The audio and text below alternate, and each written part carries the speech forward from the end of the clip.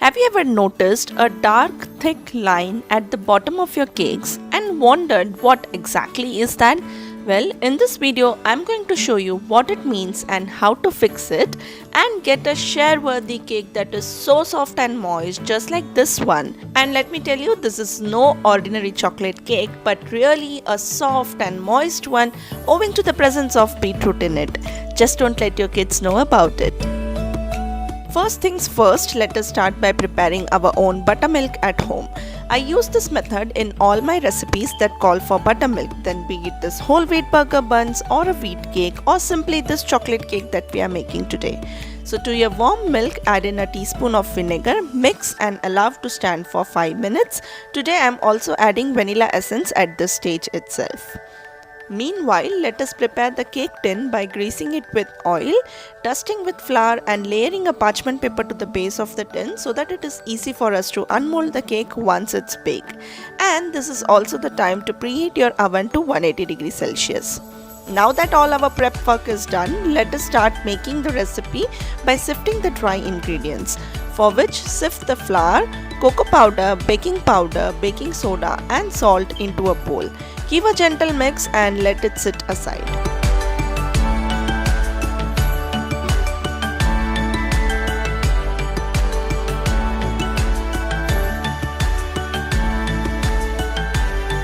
On a separate mixing bowl, whisk together oil, beetroot puree and sugar until homogeneous.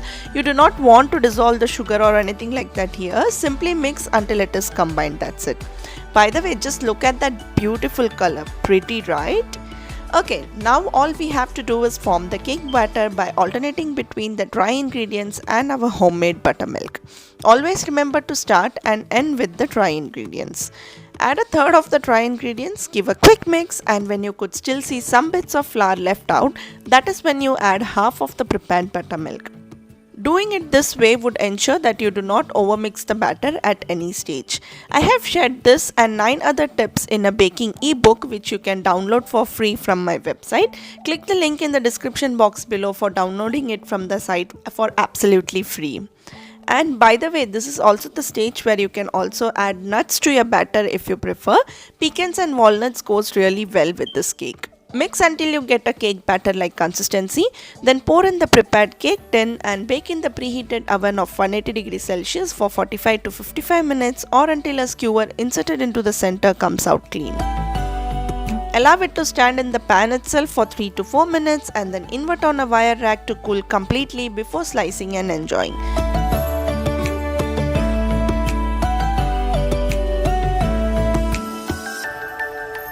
As mentioned in the start of the video, I got this dark line at the base of the cake in my first attempt. This type of cake tastes equally good, but sometimes it could stick to the roof of your mouth and giving you an unpleasant taste and texture while eating it.